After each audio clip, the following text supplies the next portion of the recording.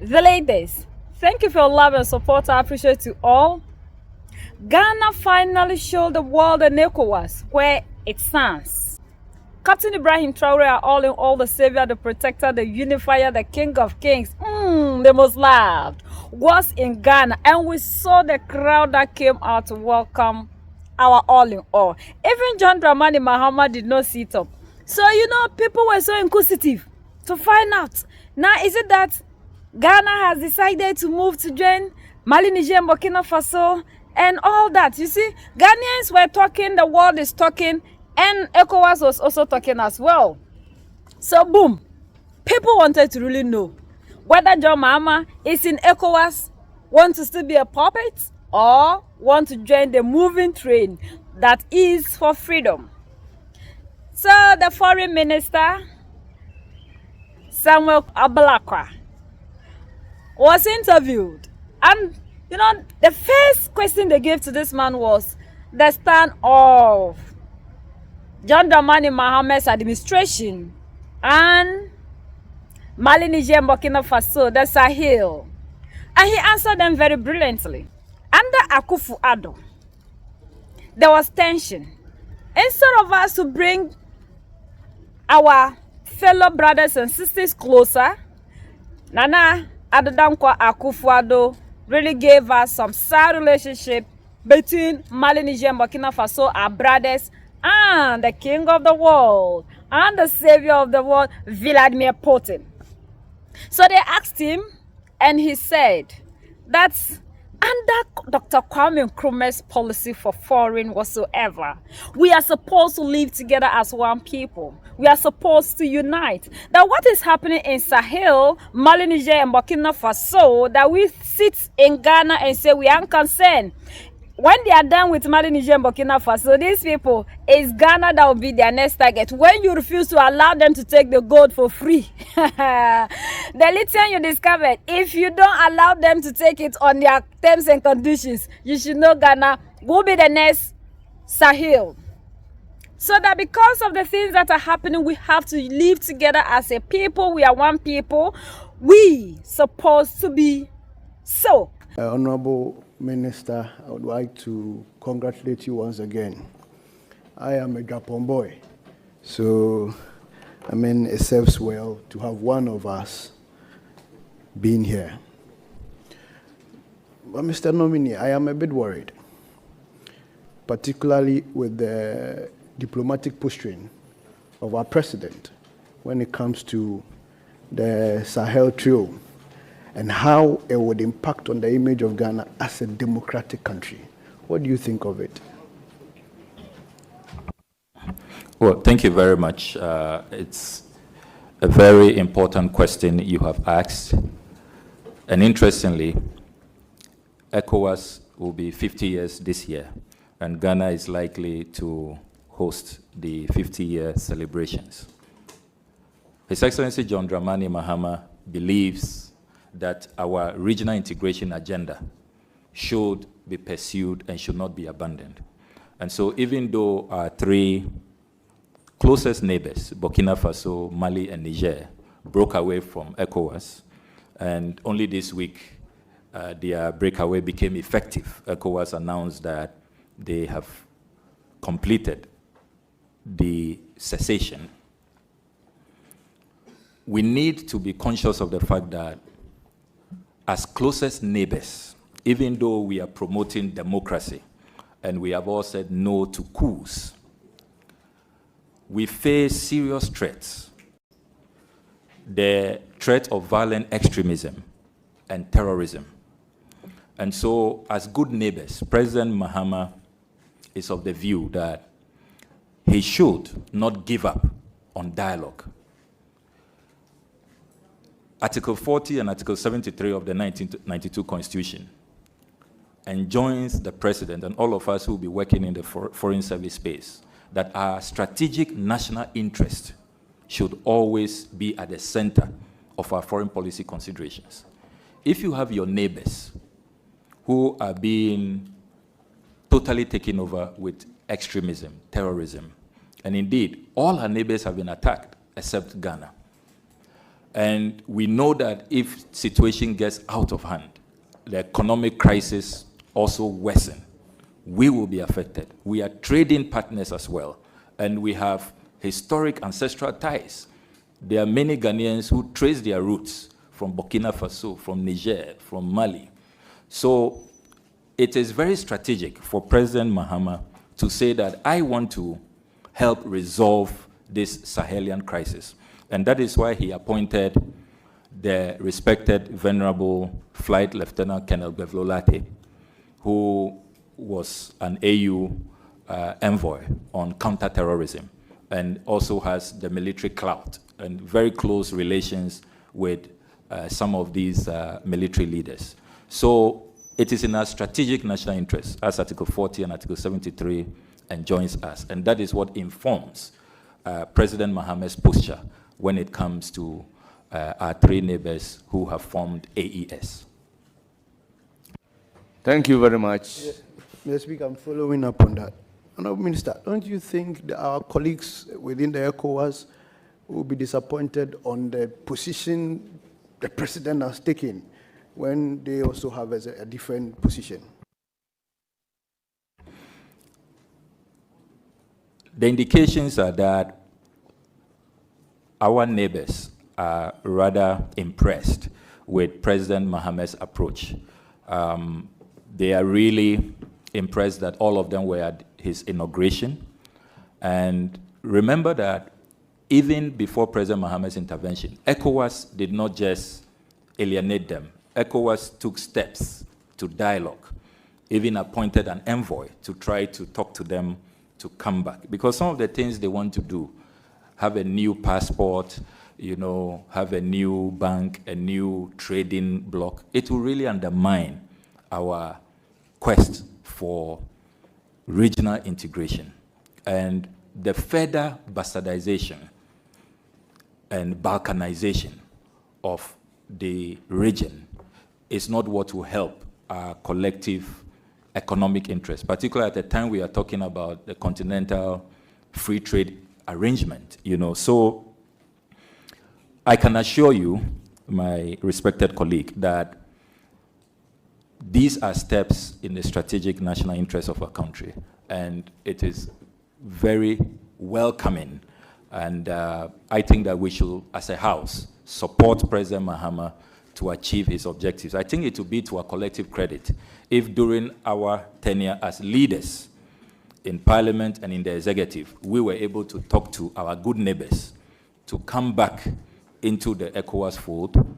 I think that it will really be a good icing on the cake as ECOWAS celebrates 50 years in existence. The Chairman, I want to ask the nominee again. That is your second question. That's my second question, I admit. Having attended, worked with AU, attended several meetings, Ghana has always taken a position when it comes to Kosovo and Serbia. When it comes to Sahrawi Republic, we even call them the Western Sahara, and Morocco, and then the Palestine and Israel. I mean, the past government had a position. What will be your position vis-a-vis that of the President John Mahama's position when it comes to these countries, and we all know what is between them? This is a very interesting question on geopolitics and what should be our geopolitical positioning. And I would like to make reference to our foreign policy, which Osajifo Dr. Kwame Nkrumah presented to this House on the 16th of December, 1959. He talked about Ghana's foreign policy being positively neutral, that we shall not look left or right, we shall look forward. And that is why, after that, he collaborated with his colleagues to establish the non-aligned movement in 1961. So Kwame Nkrumah said that as much as possible, we shall seek to be friends of all and enemies to none. So our posture will remain same. We will seek to be good friends to all of these countries. But being good friends, as Kwame Nkrumah said on the 16th of December 1959, doesn't mean that if along the line there is a misstep, you engage in some violation of international law, you go against the rule-based order, it does not mean that we will not speak out or point it out to you. That is even what shows that we are really good friends. So in these countries you have listed, there are matters that are concerning. For example, the Palestinian-Israeli conflict. We take the view that the humanitarian crisis there is totally unconscionable and unacceptable. And it is with dismay that we will continue to urge for a resolution of the Middle East crisis. We remain committed to the two-state solution so far as the Israeli-Palestinian conflict is concerned. We do not align with hardliners on both sides who say that one state should be totally annihilated, does not deserve to exist. No. We say that let's respect the UN resolution, a two-state solution. On Western Sahara, you may have heard that on the eve of President Akufo-Addo's departure, he instructed that we cut ties with Western Sahara. That certainly has created some anxiety and nervousness, and it marked quite a major departure from our position in the 1960s, 70s, and the 1980s. And you recall that we, in 1982, championed the cause of Western Sahara, which led to Morocco exiting the OAU, as it was known at the time, in 1982.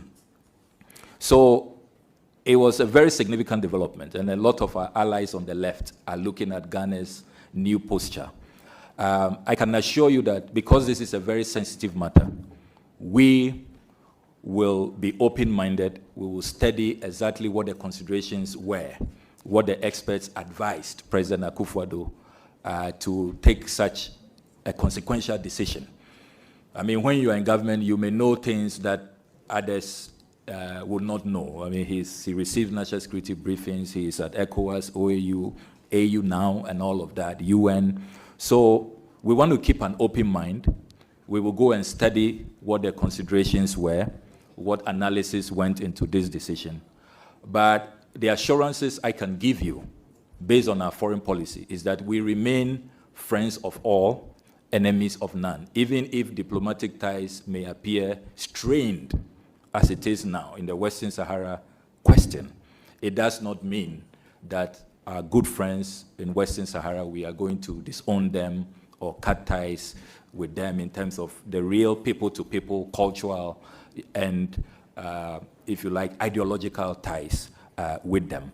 But it's a sensitive matter. We will go and study it, and then we will look at the way forward. I agree with you that they have allies on both sides. Of course, the Algerians are not happy because of this decision. The Moroccans have welcomed it. They are excited about it. But we need to balance forces based on our strategic national interests. And we will look into it and see how best we find a resolution moving forward. Thank you. I think I like how you responded, because Ghana has always taken a position, but that's fine. Like you mentioned, you would get to find out in the ministry. I agree. Mr. Nominee, I also want to know, we have a foreign policy. Everybody knows that, non-aligned and all that. But we have also taken some critical interest in international issues, climate change and all that. What is our country's international environmental policy? Another very important question, and for our generation, that is perhaps the most significant question. Will the human race survive if global warming, the ongoing climate change disruptions continue, if we do not change our way of life? And that is why the COP meetings have become so crucial.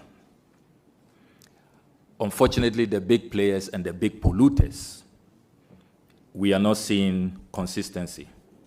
They don't want to come to the table really following the science. There are some countries who are saying that they don't even really believe in the science and that it's probably exaggerated. What I like about the foreign ministry is that we facilitate these engagements amongst key sectors. So on climate change, the Ministry of Environment, Science and Technology will be the lead ministry. The Lands Ministry will also play a role, and I'm glad that I see the respected former Lands Minister at today's hearings. I know he took part in a lot of the climate change discussions. I followed those meetings keenly. So we will not be the lead ministry when it comes to climate change. It will be the Ministry of Environment, then the Lands Ministry. But we are happy to coordinate, to facilitate the meetings, and to make sure that Ghana is committed to our international obligations. And having said that, let me register our unhappiness at the latest withdrawal by the United States of America from the Paris Climate Accord. That was a very key intervention in the climate change agenda. Ghana played a leading role, I recall, under former President Mahama when he was president at the time. That has clearly created a disruption. But we will continue to urge our big brothers and sisters to come back to the climate change agenda and to commit to a new global order when it comes to climate issues. So that's how I respond. Thank you. Chairman, a last follow-up on this. Honorable member, you are either asking your last question. You are entitled to one follow-up, which you have asked. So you either move to your last question. After this, I'll give you no opportunity. I'm going to my last question. I'm going to my last question. Yes, I'm going to my last question. Yes, sure.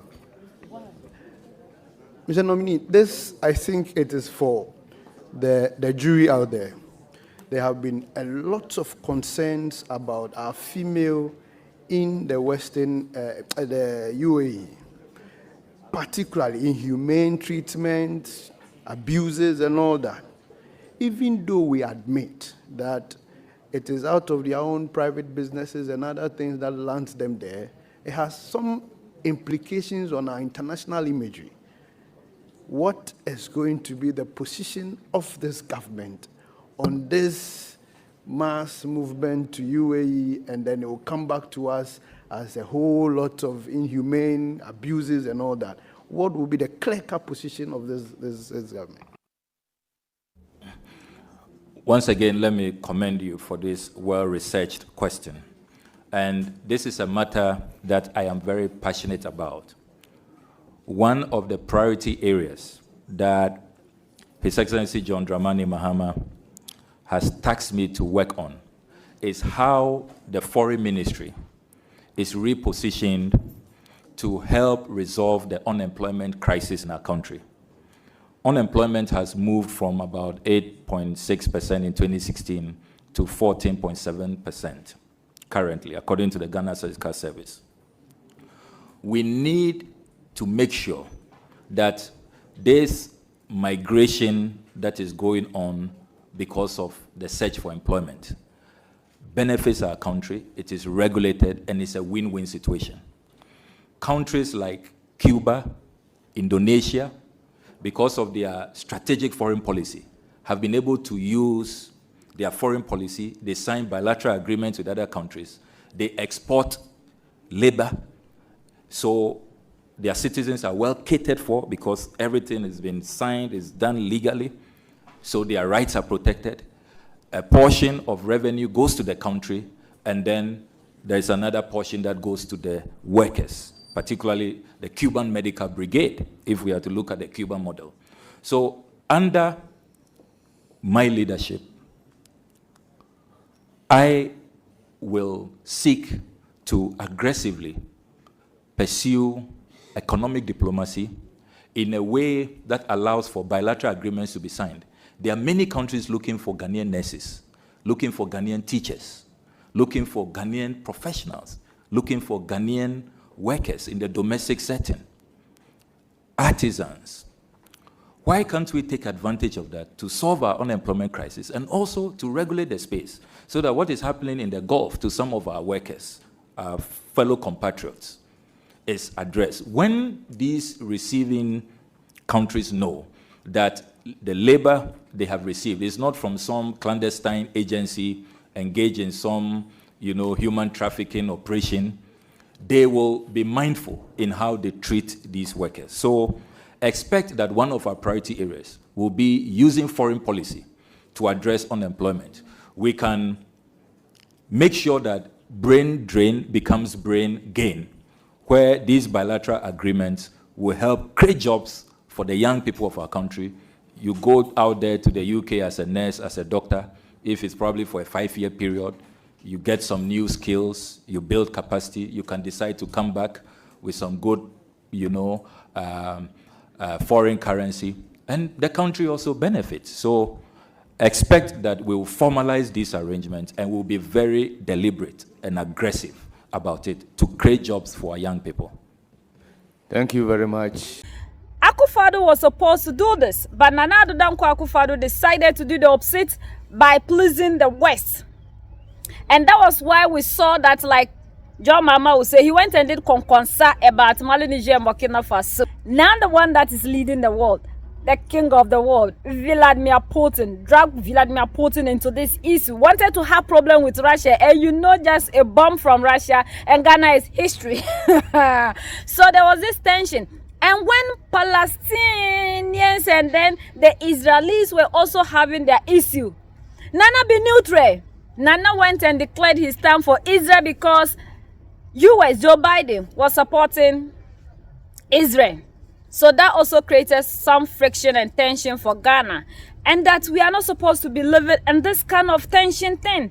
And this man also went ahead to ask Eve, that wouldn't be like betraying Ecowas. Won't Ecowas be angry? And he answered him beautifully and said, Ecowas itself tried to reunite Mali, Niger, and Burkina Faso into the bloc. When they decided that they were going to move out of the bloc, it did everything possible to bring them back, and it didn't work. The people, our brothers and sisters, decided that they want to be free because they told us that this organization called Ecowas is for the West. And no wonder whenever they are having their summits and meetings, these are the people that are sponsoring them. So it wouldn't be like they are betraying ECOWAS. So Ghana is doing everything possible to bring back the joy, the unity that we have with Mali, Niger, and Burkina Faso. You see, these people are very concerned because John Dramani Mahama invited Mali, Niger, and Burkina Faso into his inauguration. And what shocked them was when he came, he took everything. He stole the show. He shut down Ghana for hours and they didn't believe it. They thought Captain Ibrahim Traore, Assimi Goïta, and Abdurrahman Chiani are only loved in Mali, Niger, and Burkina Faso. So they were shocked to see that Ghanaians are throwing their support to Mali, Niger, and Burkina Faso. We are not looking for what you think with ECOWAS. And he said something like, they are also doing everything possible to see if they can reunite them back into the ECOWAS bloc, because now they have decided to have their own passports and now everything of theirs is not different. But we have to reunite ourselves into the ECOWAS bloc. Useful as Ghana, you are dreaming.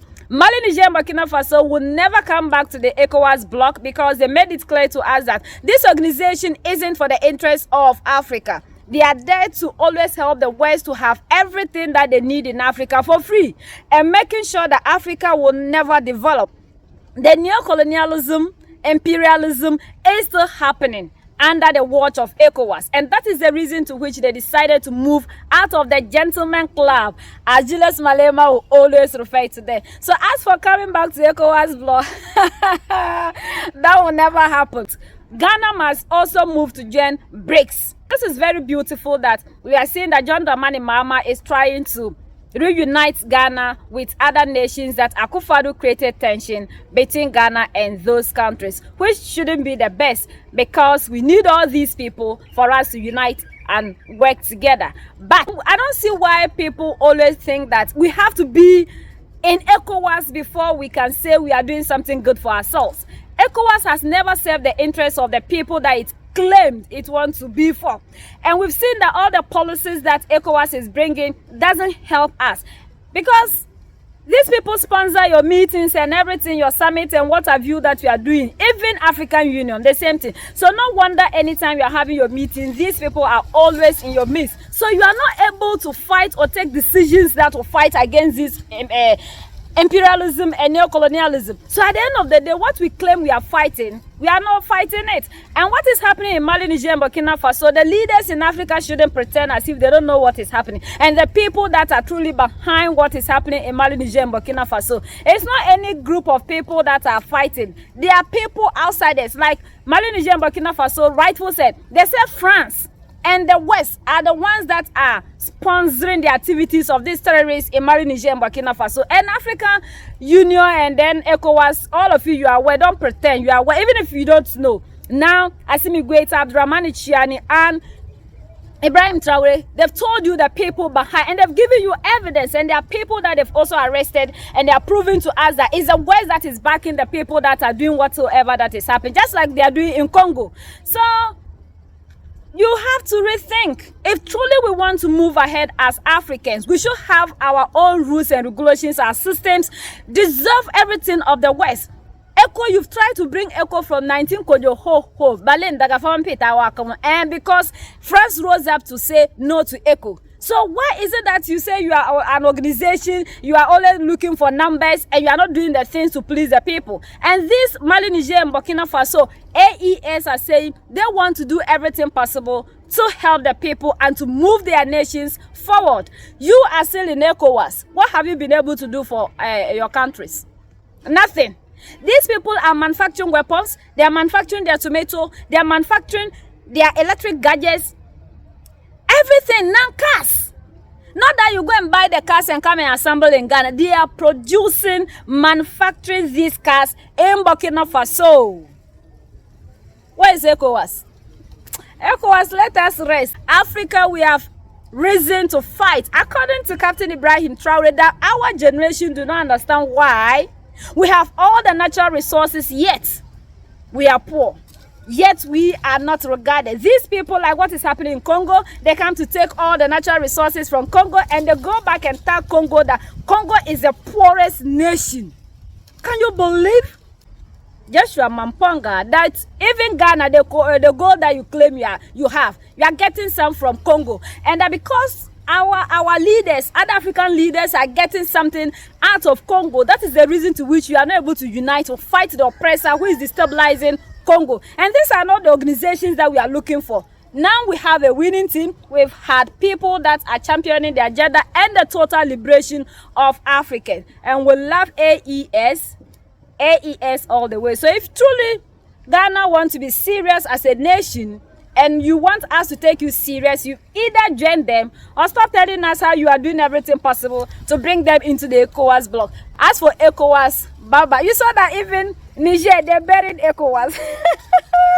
You saw how they did it when they were demonstrating to support Mali, Niger, and Burkina Faso and the AES. We love AES. Long live AES. Long live Mali, Niger, and Burkina Faso. And Assimi Goïta, Abdurrahmane Tchiani, and Ibrahim Traore. United we stand, divided we fall. Let's do away with the restrictions that these people place on us and their systems that they've kept in place to still keep Africans under control. So let's keep sharing to educate our brothers and sisters.